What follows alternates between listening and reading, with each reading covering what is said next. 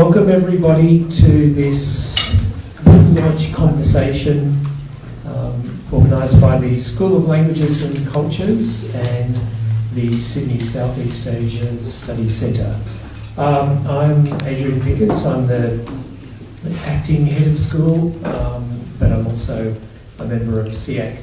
But of course, before we start, I'd like to acknowledge the Gadigal people of the Eora Nation, who are the rightful owners of the land on which we are meeting today, and to pay my respects to elders past and present, which is always an important thing to consider whenever we're talking in any conversation. But I guess most of our conversations, particularly in this school and in this faculty, which are concerned with issues of indigeneity, how people identify, all of those things are moments also for reflection on the displacement of the Indigenous people of Australia.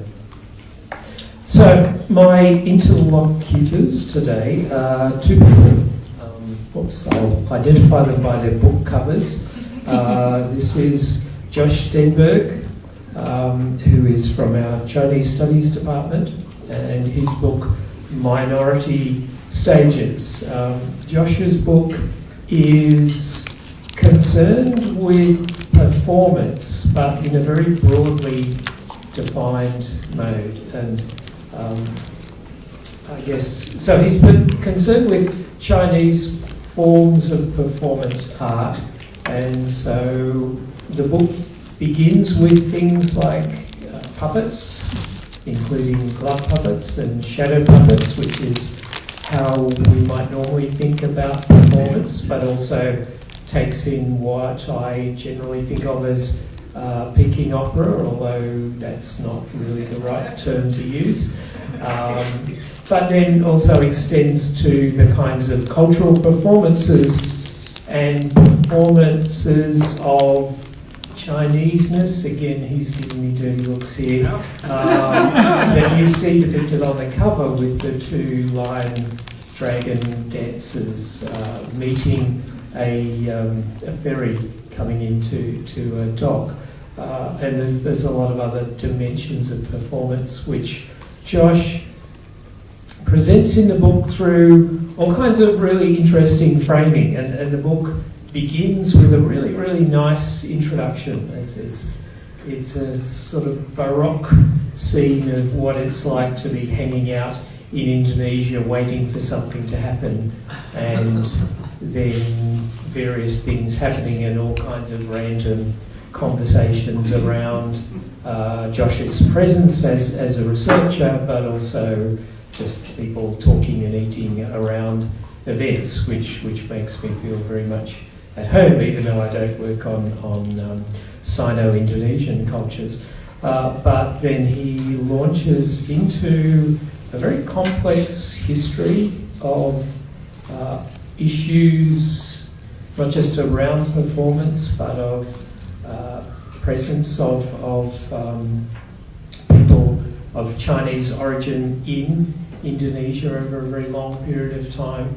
And then that plays out very neatly in terms of his explanations of the performances that he talks about. So this is a book of theatre studies, which is to say that it's really rich and what I would say was exemplary in area studies. It draws on at least 4 or 5 languages in order to be able to discuss all of the things that he talks about, which is of course only a small portion of the number of languages that Josh has.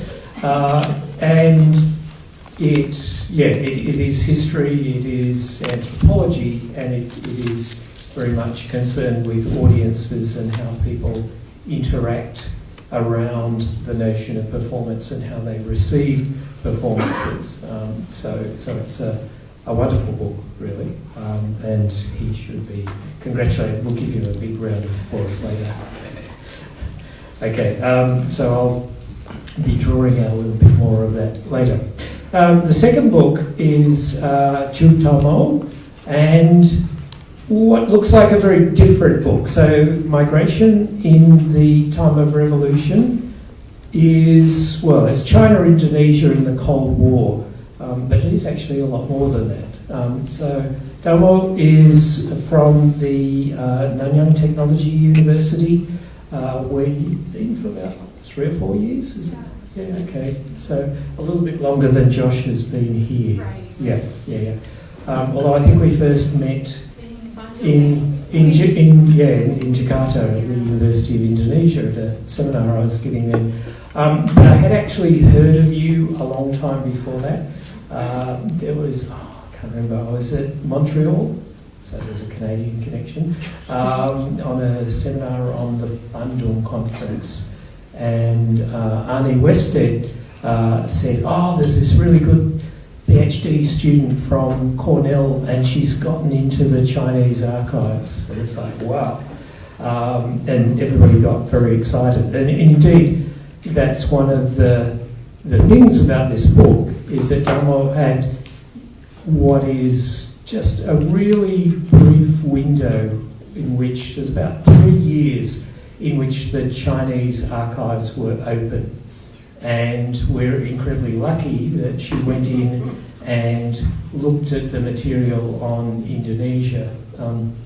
It's not the first time that people had looked at the topic broadly, so Hong Liu, who's your boss, has written a book around the topic, but more about cultural exchanges between Indonesia and China.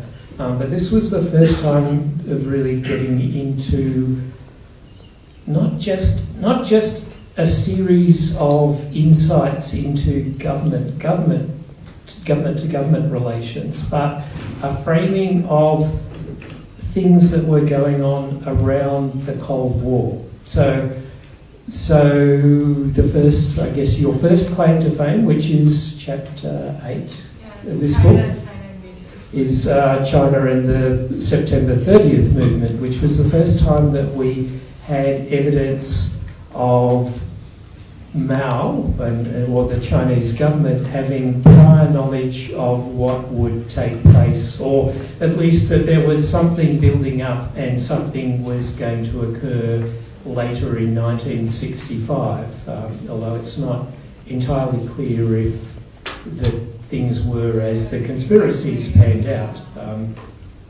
So this book is fantastic just because it opens a whole lot of new material and gives us new insights as to who knew what and who was talking about what in terms of Indonesian Chinese politics. So for that alone it would be just really, really valuable, but it does a whole lot more than that. So it really deals with that context of Chinese-Indonesian relations really broadly defined. So she deals with Sino-Indonesians, again, same topic, but in ways that really talk about people moving backwards and forwards between China and Indonesia. And then she's not just talking about China, i.e. PRC China, she's also talking about the Republic of China. And so there's a lot here that's really complex about the two Chinas more or less vying for who's going to be Indonesia's best friend, and how individuals from China who came to Indonesia, or Sino-Indonesians, how they also moved between the two Chinas and how people made different choices. And I found it fascinating because it wasn't really just about, diplomacy, soft power, or one of the two players trying to be really assertive. And at various times, as you say, the PRC almost sort of stands back and is quite deferential and says to the Indonesian government, we don't really want to push that issue. So it gives a really complex picture of the Cold War in a way that I think we've gone into stereotypes, and certainly we have all these stereotypes now about China and China's relation to Australia or China in the world. And this is a great book because it busts a whole lot of the Cold War myths, but it also helps us to understand what's happening now. And she also talks about performance. So there are all these things where people are participating in rallies or at other events where they're also performing connections with China in quite complex ways about who's trying to do what, who's expressing what.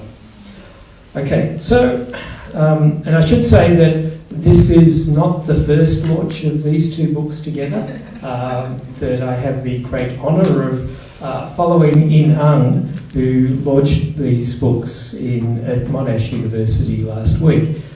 So I was threatening to just steal all her lines, but I won't quite do that, so I thought it might be interesting, particularly because there are a few people who were at Monash to try and have the conversation in a slightly different way. And but I still wanted to ask both of you questions, and I guess one of the things that strikes me, so Damo, you're from China. Yes. You're born in Harbin. I found that out over dinner the other night. And you went to various places in the world for various of your degrees and ended up in North America at Cornell to do your PhD. And Josh, you're from North America, or from Canada, and went to various places in the world for various of your degrees and ended up at Nanjing University doing your PhD. So I wanted to know from both of you how your own personal travels and backgrounds have informed the ways that you went about making these two books. So Josh, you can ask. Thank you very much, and thank you so much for your very kind comments. I'd also like to thank the Sydney Southeast Asia Centre because Telma's visit is part of the mobility grant, and the final bit of research and editing of my book also benefited from the support of the of SEAC, Sydney Southeast Asia Centre. I think that kind of transition from an education in first in the US and from a master's in Canada and then moving to China really allowed me to make up for some of the blind spots or holes that I might have if I had pursued only one discipline or one area of education. Specifically, I found that when I was, for instance, talking about Chinese theater, Chinese performance in North America, there was always a real question of context. There was always a real sort of, one might spend every talk or every presentation with 20 minutes about, where is this particular form of, where is this particular genre performed? What is the dialect? What is the background surrounding this form of puppetry, or or Hokkien language, or that sort of thing?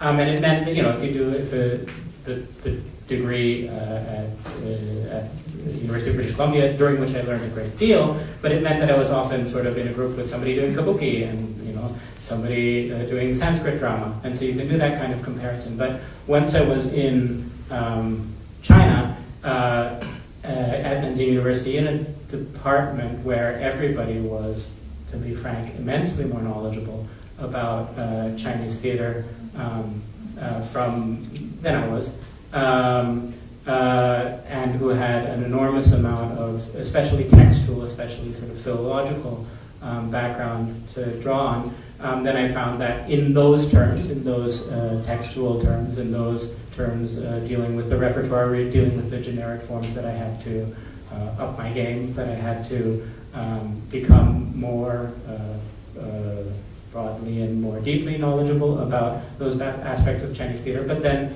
the shortcoming of that kind of system tends to be that overseas Chinese or hybrid forms or sort of cultural form, any form that has gone through a process of contact with another culture tends not to be dealt with in very subtle ways. It tends to, so for in the case of the Sino-Indonesian stuff, mostly it's not dealt with at all in any Chinese theater department. I sort of did the classic thing where there was a big gap even in Chinese language materials on the Chinese-Indonesian as a performing environment.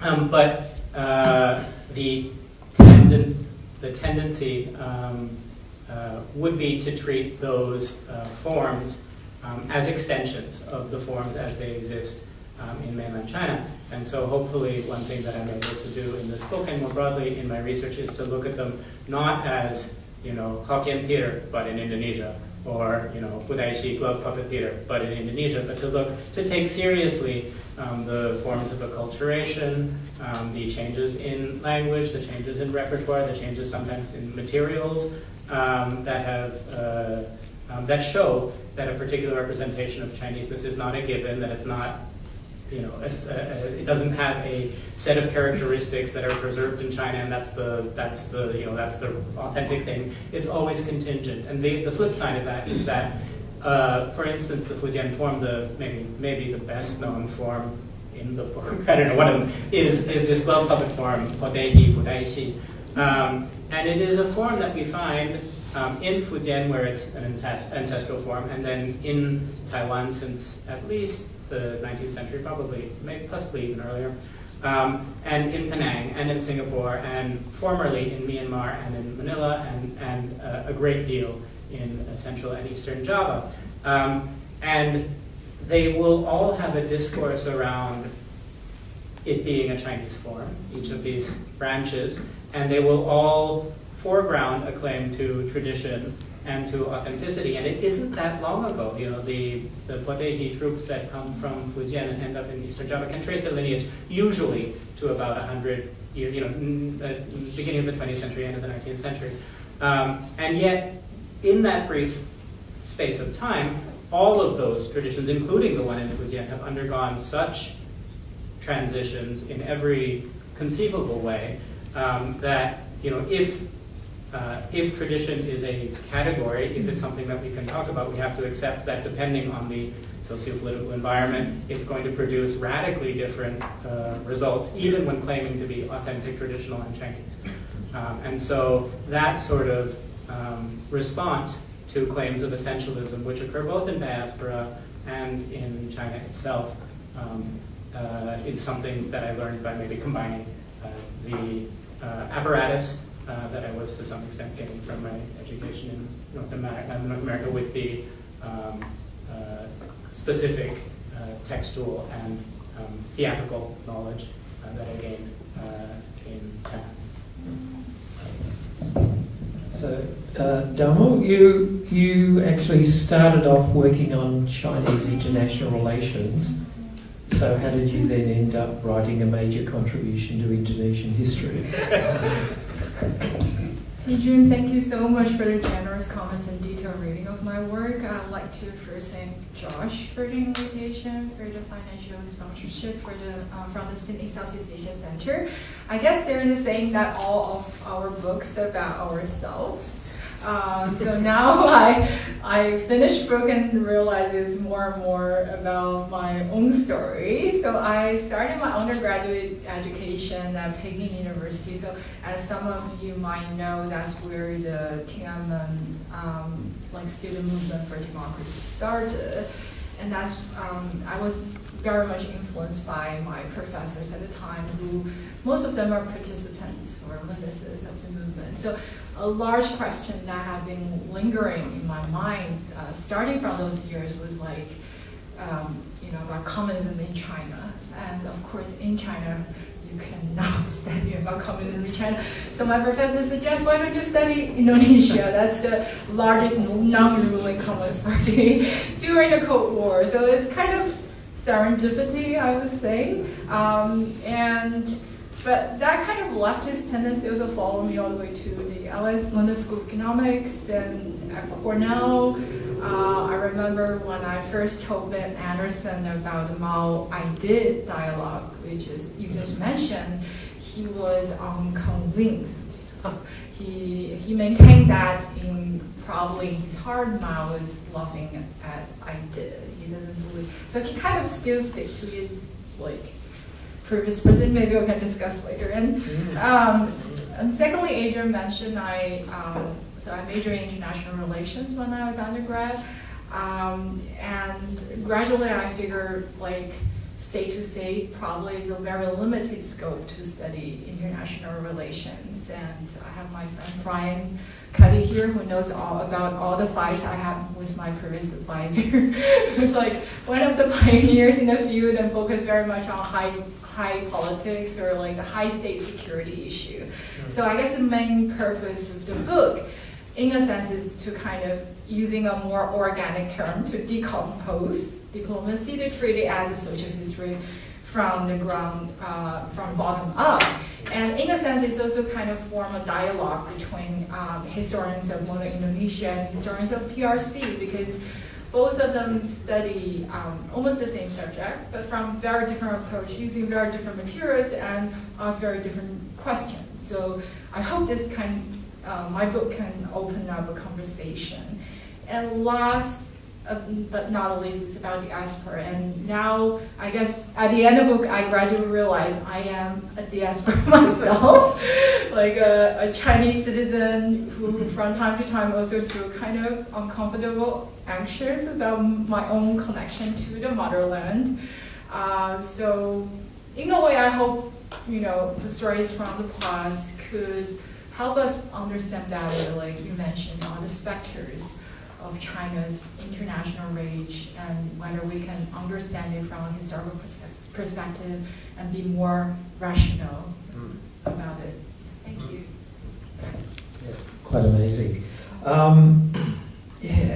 think the thing about just delving into some of the detail of the books was that what looked like two very different books have all these crossovers. So, for example, this guy Ren, oh yeah, who turns up as that's sort how of, we met. yeah. Oh, okay.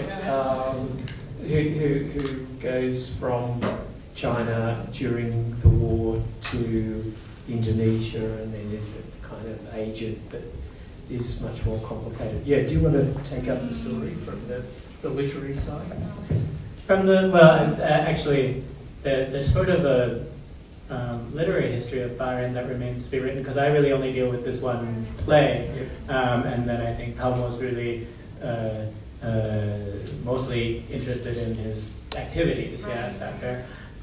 Whereas he was a prolific author also of like histories and memoirs and short stories and stuff, and so he's a Zhejiang writer. He's a party member from quite far back. I think he's sort of not very much studied or remembered in the canon of modern Chinese literature today, except for this one very short story, the Blowfish, in which is a story about a man who's so a farmer who is so oppressed by society that he buys a blowfish to poison his whole family, but and he goes off intending to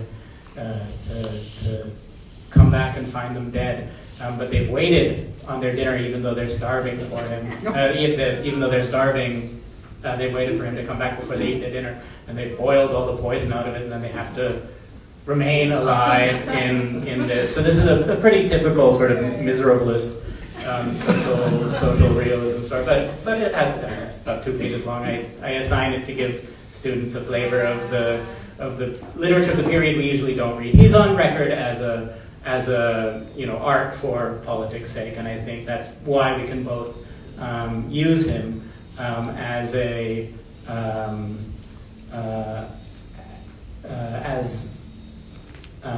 we can. his activities as a theater person are sort of easily useful for me in order to understand the political environment, the political theater of Sumatra in that time. So what my dealing with Byron is this play called the Five Ancestors, the Five Ancestors Temple, and I compare his read. So he is essentially an emissary of the Chinese Communist Party after the fall of Singapore until 1947, and when he's captured by the Dutch. And he is in charge of convincing, I think, the Sumatran Chinese in the cities of Siantar and Medan that they ought to be in solidarity with the Pribumi, with the non-Chinese. So he takes he takes the sort of global communist perspective that the fight against imperialism and fascism ought to unite all these peoples together. And then I take a look at how this script is then adapted by the local Chinese, who tend to mix it linguistically, tend to highlight the features of it that have more local Malay characteristics. He rewrites it a number of times, and I think in my book the point is that when the local Chinese rewrite this story later in the Sukarno period, they are not that interested in a class analysis, a global communism fight, the communist fight against fascism and imperialism. They're much more concerned with staking a claim to Chineseness on that land, and claiming this. The Five Ancestors Temple refers to a revolt where 5 plantation workers have been executed for killing a Dutch foreman. So this story, which is an actual historical event, which he reads about in a history of the area, which Byron reads about in the history of the area. So it appears, and it appears in a bunch of other narratives later that we always deal with. But for Byron, that's a symbol for how exploitation occurs of everyone, regardless of their ethnicity, and for the local Chinese, it's much more a question of the history of that community and doesn't have that interethnic dimension. Yeah, and the characters like that also reminded me of, I don't know whether you've seen that documentary that Jenny Lindsay filmed about the cultural missions that she put together about the cultural missions of the 50s and 60s, and there's a great moment in that where, I can't remember who it is, but one of the Indonesians who was part of the cultural mission to Beijing talks about how, when they go off the plane and when they were taken to dinner with Chairman Mao, just how much they were received, like their status was equivalent to ambassadors. That these artists, these dancers and writers had this quite amazing status, which I don't think any politician nowadays would even dream would be capable. But that also struck me about all the people that you're talking about too, and the process is that this is very much a cultural history of international relations. Thank you, Adrian, for the question. So Byron is one of the main characters in the book. I think his story kind of was a personification of the entanglement of diplomacy and diaspora between revolution and migration. So as Josh mentioned, he belonged to this group of left-wing Chinese intellectuals who sought refuge in Sumatra during the Japanese occupation. And then he's very skillful in youth mobilization. He's a romantic, almost, he wrote in a tone of like a poet or anthropologist. Josh mentioned because he was kind of new to Sumatra, so he wrote in a tone with detachment.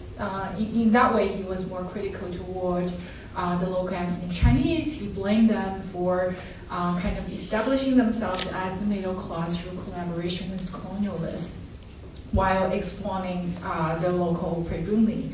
So Josh is right that his main argument is that class consciousness, class solidarity can break down what he called the stone wall of ethnic antagonism. I think I would just add on the later story of Byron in the sense that his ending was quite tragic. So he became the first Chinese ambassador to Indonesia, but his past caught up with him. So all his writings during the Sumatra years were later banned by the Indonesian authorities. So he was dismissed very quickly in 1952 because he protected some of the Chinese journalists who were purged in an anti-communist campaign by the Supreme Cabinet, and that violated the diplomatic discipline of the PRC, and he had to return to Beijing before his term ended. But he, in a personal kind of self-reflection letter he submitted to the Chinese Foreign Ministry, he said that, as an ambassador, I failed to realize that my first goal is to protect the interests of my country. Rather, I believed ethnic Chinese youth was the bridge between Indonesian and Chinese revolution. So I prioritized war revolution before the national interest. That's to use his own word. That's a cardinal sin of a professional diplomat. And later, an interesting background is that he was actually from the same place, Zhejiang Fenghua, same place as Chiang Kai-shek. So he infiltrated deeply into the Kuomintang in his younger years. And that became the reason why he was heavily persecuted and probably suffering from mental illness during the Cultural Revolution. So in the 1970s, we don't know whether he heard about the September 30th movement in 1965, but he passed away in 1972 in rural Zhejiang province. And before he died, he actually kept revising the Temple of Five Ancestors. So he gave it a new title, the proletarian who first led a torch, and he added new character like the Red Guards, who were ethnic Malay, ethnic Gayu, ethnic Batak, and then they all chanted Mao's Little Red Book, and then they burned down the plantation together.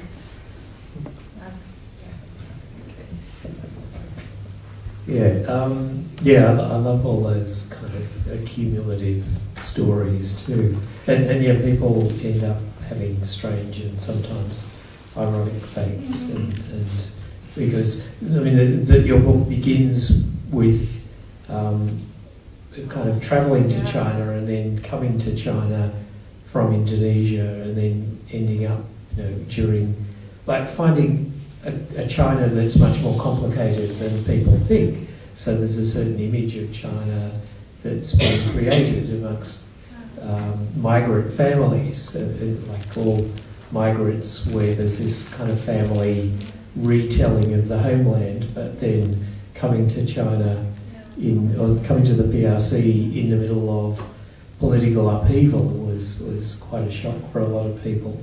And I think that just to go back to this thing about complicating China, we in both books. I'm glad I don't write about China, because I don't know any Chinese, but it seems like there is a minefield of different things, like even the advocacy of Sino-Indonesians, which I think is a correct terminology to be using, is something that Josh is advocating, and in certain areas it's controversial, whether you use the term China or Tionghoa, and then the relationship. So when you're talking about relationship to China, as you say, which China, but then also how does that relate to being Hakka or being Hokkien?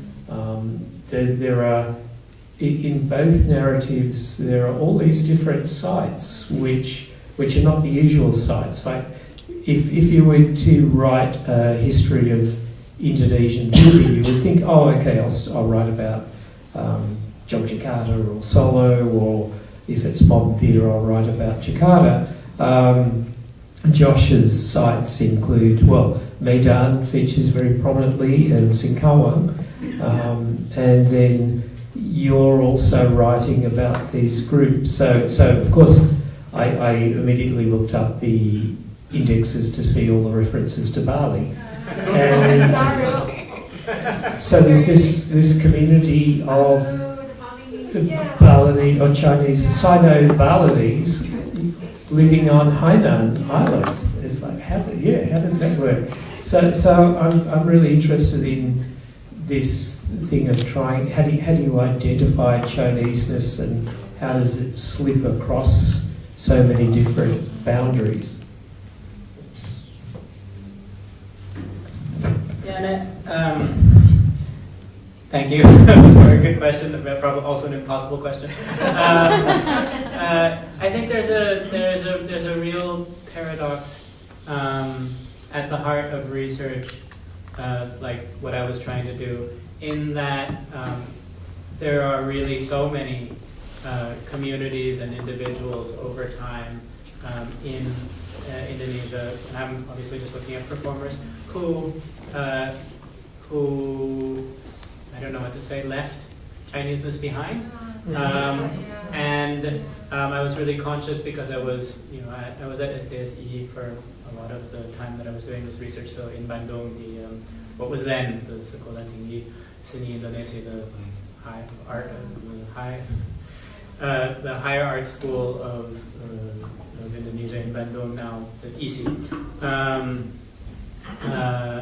And I would speak mostly to non-Chinese Indonesians, and very kindly. They gave me lots of tips about where to go. They told me, oh, well, go to, we hear that there's such and such a festival, and there'll probably be a Chinese dance, or we hear that there's such and such a thing. But it made me really conscious of how narrow I was being, and how obsessive about ethnicity I might seem to be. And then I'm like, well, so I'm writing a book in which I'm trying to highlight how multifarious and how hybrid and how conditional ethnicity Chineseness is. But in order to do that, I first need to sort of create and identify this category called Chineseness. And in a really substantial way, those who are Chinese in Indonesia are also in a lot of circumstances those who have chosen to be part of the Chinese community. That is to say, if you're the descendant of Chinese, you could also not be part of these associations, not have gone to those schools, not choose to teach your children that they're Chinese, or a Chinese language, or a Chinese highlighted religion, and those people disappear from this kind of story by their making that decision. And I really noticed that there's a musician in one of my chapters who is well known in Sunda circles, Sundanese music circles. He's a traditional musician, although he also played all sorts of contemporary music. And he married a Sunda woman, and was not part of the Chinese community for a long time, even though he had been to Chinese school, spoken Mandarin and stuff. And at a certain point in Reformasi, not all that long ago, the local Chinese community associations decided they wanted somebody who could perform Sunda music and perform that sort of bridge to that cultural community. And so they found him and reestablished links with him. And so from the Sunda side, he had always been the Sunda guy who is Chinese, which I think he really disliked. He really disliked because he had worked with all of these major Sunda musicians and had traveled doing karawitan, and all the time he had done all sorts of genres of Sundanese music, and then when asked to do something, it was to do something hybrid, to do something and to be, and he's in Leo Paglio's book of the Chinese of Indonesia, and he's not in the who's who books of Sunda culture, right? And then he would talk about that sort of thing. And if he appeared in Sunda or in Indonesian language newspapers in Bandung, it would always be in the character of that Chinese musician who, amazingly, can play Sunda music. And so, there's that awful paradox of contributing to these categories and needing these categories in order to have a topic on which to converse. And I mean, I don't know what to do about it except acknowledge it, but it has that terrible aspect to it. Well, thank you, Josh, for the inspiring comments. I also have several paradoxes in my book. So one is that the Chinese, as Josh mentioned, is very diverse, very plural, very fluid identity. But from, at least during the Cold War, kind of under this shadow of East versus West competition, the Indonesian predominantly tend to see them as a monolithic whole. And this monolithic whole is, again, paradoxically, very capitalistic, viewed as rich middle class who gain their wealth unethically, but also communistic because of the assumed connection to the People's Republic of China. But another irony is that, as Adrian mentioned, once these Chinese Indonesian were returned back to the PRC, they became kind of symbol of capitalist erosion or moral erosion. So in one of my chapters I talk about their kind of adaptation, resistance, perseverance, also disappointment after they went back. And some of the examples, like their habits of taking shower twice a day are regarded as capitalistic, like the love for music, playing badminton, these are regarded non-essential for socialist construction. And they actually eagerly claim Indonesian citizenship, Indonesian sense of cultural belonging. And very interesting, I think, now the Indonesian consulate in Guangzhou, whenever they have a need for cultural performance, Josh probably noticed, the dancers are usually from the Indo-overseas Chinese farm in northern Guangdong. So they were the batch that returned in 1966. Some of them are refugees from Aceh, where the violence kind of took ethnic dimension. And all of them, of course, most of the dancers are actually second generation, what they call second generation returnees, but they kind of were assumed by the audience as Indonesian citizens. So it's a kind of reverse of my story. When you see like diplomacy, it's not like very clean cut, state to state, dialogue among leaders, but it's very fuzzy. It's like China, Indonesia, do not share a geographic border, but there is this social frontier that can be crossed very easily and sometimes unconsciously, right? Because the identity is very fluid, the national, the nationality is kind of in question. So I just want to add the comment that, and then that second generation might get sent to Indonesia in order to discover their culture, so they become returned migrants. You don't even have a vocabulary for it. We've talked about, I've seen people referring it to as circular migration, and that way you get this, in every generation, your roots are somewhere else. You're constantly in this liminal position. I might throw it open for some questions, if that's okay with you two. John. It may seem slightly off course, but I wonder why Mitrovkin is not in your index. Mitrovkin was the KGB archivist who took to England the KGB archive, copied them and took them, and he took them for all of Asia, but there's no mention of Indonesia in it. There's a very detailed analysis of what the KGB did in India, so it's not that it wasn't in the back of his mind, but he just didn't keep that material. to what extent have you been able to form your views in regard to the Soviet activities in Indonesia, and particularly since they were the rivals of the Chinese since 1959? Okay, so question about Mitrovsky bringing the KGB archives around the world, and why isn't Indonesia featured in those archives? Well, we know why it isn't, because he didn't do it, but the question is, what's the Soviet relationship to this? You talk about the Cold War, there's lots of, the Russians are involved very deeply in Indonesia. I'm coming. I think I haven't had a chance to read the Soviet side of archives, but I think there are some historians who had written about Soviet involvement, but basically using East German documents. From my perspective, I think Sino-Soviet split was a very important factor in China's policy toward Indonesia. So the PKI, the Indonesian Communist Party, basically sided with Beijing. And part of the reason why Beijing so kind of progressively supported the left-wing movement in Indonesia was to kind of compete against Moscow. They nitty-gritty. I understand that during Confrontasi, actually the largest amount of weapons came from the Soviet Union. Is that right? I think. Yeah, that's right. That's in Suzanne's book. Yeah. Right.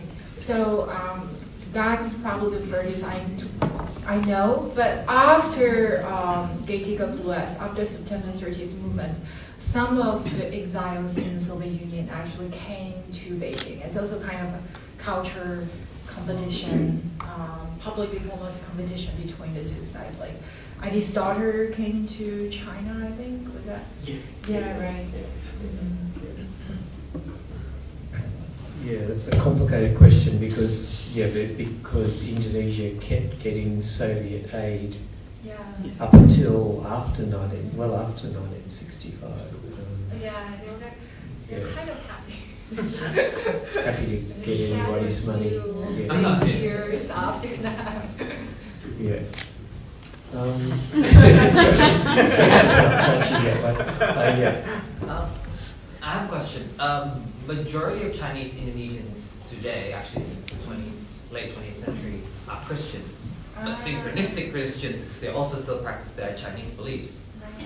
Was there an exploration of references about that in any of your books? Okay, Josh, this is definitely one for you about Chinese being identified as Christians.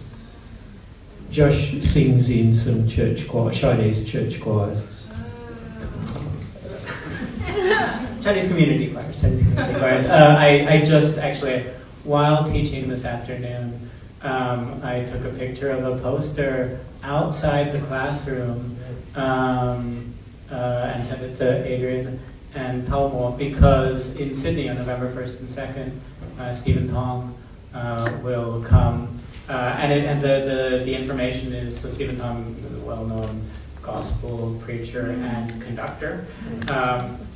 It's a interesting manifestation because it's one day university talk. It doesn't say which university though. And then gospel meeting, and then the next day the William Tell Overture with the Jakarta Orchestra. And it's in Chinese and in English, and not in Indonesian. But he is a Chinese-Indonesian, and it's it's fascinating to see that those materials here, because it is, in my little obsessive way, of course, it is also a Chinese-Indonesian performance. I didn't use Chinese churches as one of my sites, although I did visit them and listen to choirs and that sort of thing.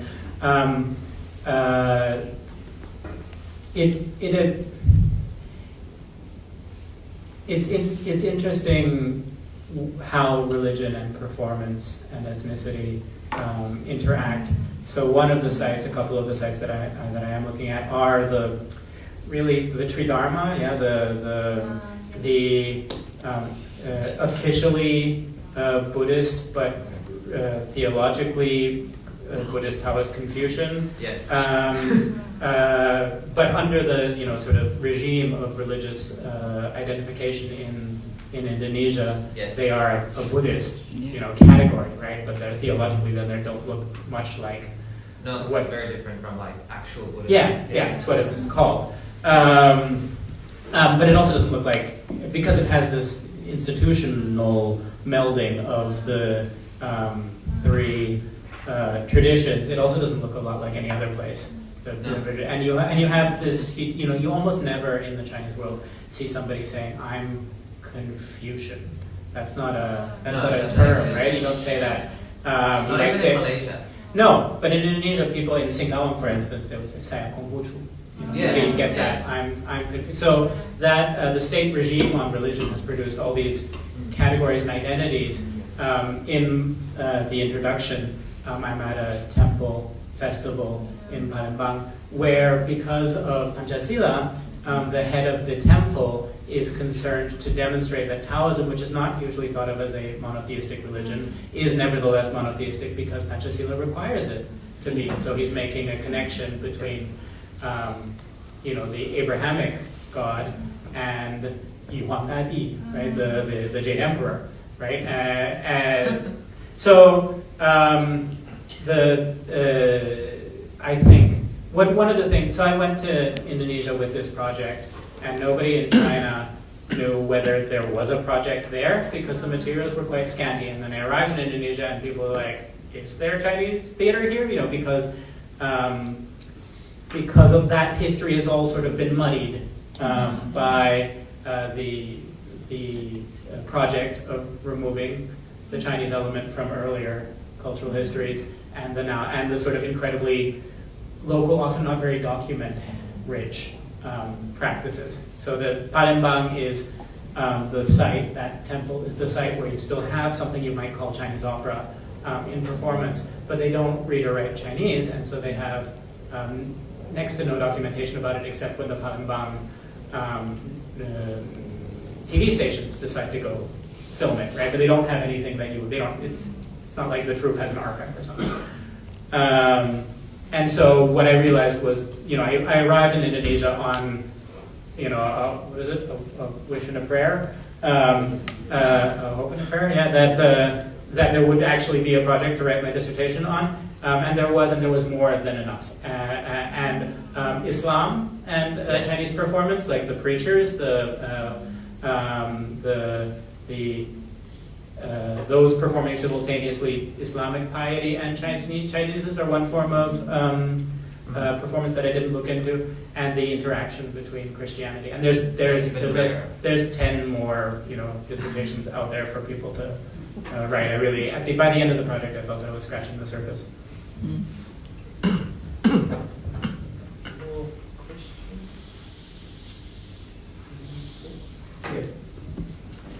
I would like you to explain of several symptoms that's not very clear. For example, in the 60s, late 60s, early 70s, there's a Japanese historian who tried to publish that a few of the Wali Songo were actually Chinese. Oh, yes. And it's left hang is without any solution whether it's true or not true. Number two, Gus Dur publicly often said, "I'm part Chinese," or "I was Chinese," and then everybody laughed and they didn't believe him, and then he declared that national holiday, Chinese New Year as a national holiday. The only Muslim country, I think, that has Chinese New Year as a national holiday. Number three, Ahok was accused, blah blah blah. It's not true, but then he went to jail. So apparently it's true, but it's on accusation that many people, including Muslim scholars, believe that, well, that's a bit far-fetched or blah blah. So how would you explain all this? What is actually the truth? So who wants to take Muslims bringing Islam? Chinese bringing Islam to Java, the Wali Songo, which is a Slamet Mulyono theory from 1968, I think that was published. Ahok, Gus Dur, and I should say that Gus Dur's, this is Abdurrahman Wahid, his tomb is a Sufi Muslim pilgrimage site, but there's also in Semarang they have a kind of an altar to Gus Dur as well. So he represents quite a complex position. I have something to say about Gus Dur. One of the major Potehi performances is in Jombang, but throughout the Chinese-Indonesian communities, Gus Dur is held in great reverence. I don't think that it's not as though I have any profound knowledge of genetics, but I think it's those who do tell me that 5%, of the makeup of the archipelago generally might come from East Asia. I think it's probably a good bet over the many generations of mixing that many, possibly most, Indonesians have some element of genetic makeup from there. So I don't there's no reason. It may not be a popular thing, but it's an incredibly mixed archipelago, and most of that mixing will have gone undocumented. We're lucky when we have some archaeological evidence or the even scarcer documentary evidence. Although I think all of that belongs to a kind of prehistory where the contemporary communities have only a narrative connection to that. On Gus Dur, I would like to. I visited a few performances of Potehi where they had Gus Dur as a puppet appearing to sort of say, we're all Indonesian. This is an Indonesian art. Potehi, Budaishi. This form of theater is 100% Indonesian. There's Indonesian flags everywhere in them. Various figures might appear, but Gus Dur is the most common figure to appear as sanctioning, as a puppet, to sanction the performance specifically as an Indonesian nationalist performance. So he continues to have this symbolic, performative uses, and I think that's to be traced to that Bapak Cina image. So I think people are very grateful for it, and it points to the flexibility of that form, because certainly in Fujian or Taiwan, you do not have Gus Dur as a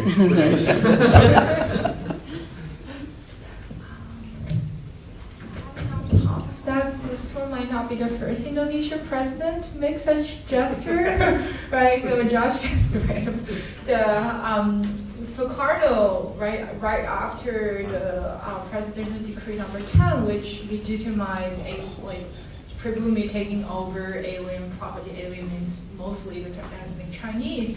So there was a huge migration crisis, and then after that quieted down, he visited China, and then he was having a conversation with Mao, and he took off his songkok, and he said, look at my hair, who knows, maybe I'm 5% Chinese, right? Like a very typical charm offensive moment of Suharto. But I think Josh, Adrian, and I were all at the Chinese-Indonesian Studies Conference at Monash last week. One of the keynote speakers, Hilmo Farid, he was talking about Ahok, so connecting to your other question. And he pointed out, I think very wisely, that Chineseness is a very fluid signifier. And the anti-Chineseness, anti-Chinese sentiments and emotions can only be ignited under certain political circumstances. So he went into really detailed study of different ethnic politicians in Jakarta and also in Singkawang. I forgot the other, yeah. And then really went into a kind of nitty-gritty study of how this, kind of singly out the politician as a Chinese word, and how under other circumstances they will more view or evaluated according to their ability of governance. Esther, maybe this is the last question. Yeah. I'm interested in, George, maybe in terms of the performances, because yes, there are quite a lot of Chinese, Sino-Indonesians, or the Chinese descent Indonesians, that are into the arts, like the wayang, the dance. I'm interested in whether the pribumi, because I know they enjoy the lion dance, the dragon dance, the wayang potehi. We call it wayang titi in my area. And I witnessed that recently that the pribumi, they start doing this dance, like the lion dance and the dragon dance. There's a pribumi joining with the Chinese in the group. So in your research, do you have a look at this aspect? Okay, so yeah, the other side of... The other side of it. Supposedly non-Chinese joining in supposedly Chinese performances. It's a fascinating question. It's not... Again, so in mainland China, it tends to be thought that language and ethnicity and culture and repertoire always have to go hand in hand, and so it really breaks a lot of molds when you point out that the potehi dalang are now exclusively pribumi. There are no potehi dalang, there are no potehi puppeteers who are of Chinese descent, although they perform Chinese narratives and are sponsored by Chinese temples.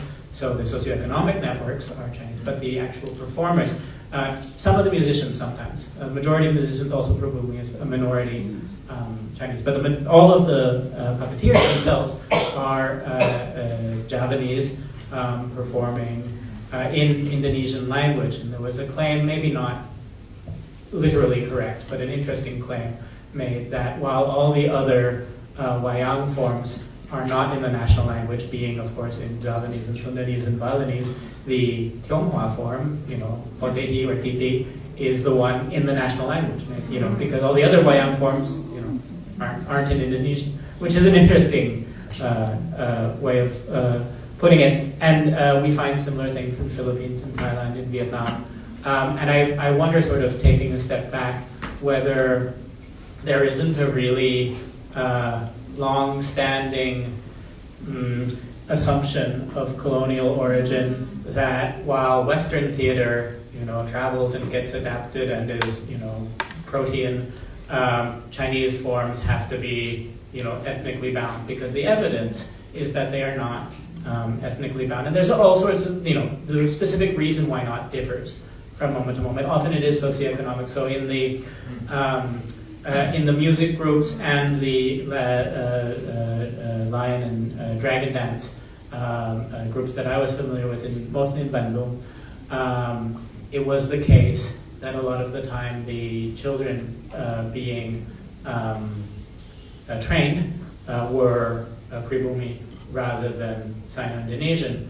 But part of that motivation was also economic, in that the dragon dance would then be invited by restaurants or by community associations to perform, and so it had that motivation as well. Similarly, on the kirab, on the festivals, on the ritual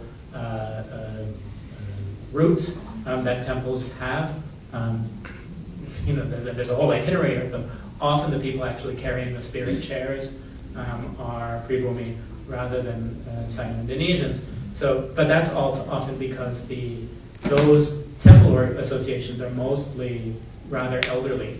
And so for physical reasons, they're not going to be able to carry it for like 4 hours. And so they hire young Sunda men, in the case of Bandung, to carry them for them. And that also has all sorts of interesting relations in terms of temple-community relations. They tend to hire people from where they are, and it has that aspect of providing an economic benefit to the pribumi neighbors in order to perform a benevolent charity-giving form of Chineseness.